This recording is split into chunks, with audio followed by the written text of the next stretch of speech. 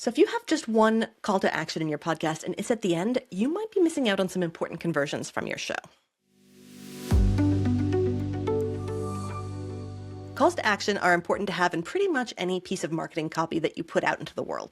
That's as true for your podcast as it is for your blog posts and your sales pages and anything else. After somebody consumes the content that you've created for them, you usually want them to do something after that. What you want them to do can be very different, and the thing that you ask them to do should be different at the different places in your podcast. There are a lot of areas or a lot of spots within the show that you can put a call to action of a different kind. You can have a pre-roll where you let some people know what's going on at the beginning of the show. Maybe if you've got a time-sensitive event, that can be really interesting to put as a pre-roll that plays on all of your episodes.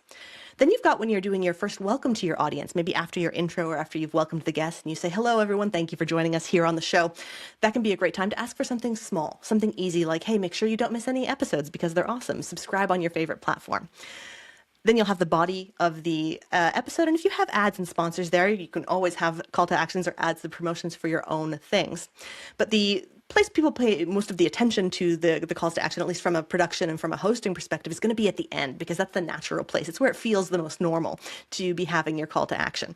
And you've got two spots to have a call to action at the end as well. You've got we call it the pre-outro call to action. And that's when you're saying goodbye to your guest or you're wrapping up your final thoughts if it's a solo show.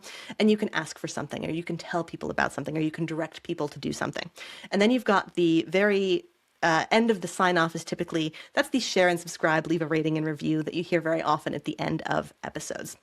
So something that we do when we are conducting the State of Business podcasting report is we look at the content, especially of the beginnings and endings of shows. And that's how we identify these different common places to have calls to action. And we notice something really interesting.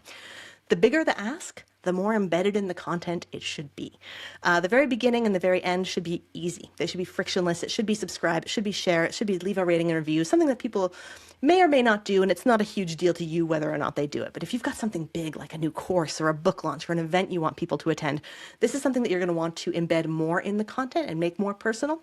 And do it before the very, very end of the show when a lot of people have already kind of clicked off or mentally moved on to the next thing that they're doing anyway.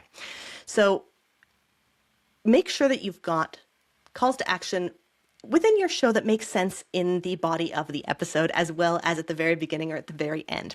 And you may be thinking right now, well, wait a second, I don't want to repeat myself too much and I don't want to come off as completely salesy. Don't worry about it. You don't want to make every other thing you say a call to action, but you can mention 2 or 3 different things over the course of a 40-minute episode without sounding like a broken record.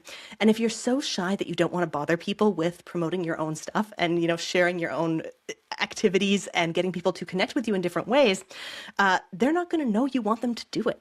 You have to ask for what you want in this regard, and it is perfectly acceptable in the show that you own and pay for and produce to talk about your own stuff that is going to help them further. Do you have a podcast question that needs an answer? Drop it right here, and maybe we'll be able to feature it on one of the next episodes.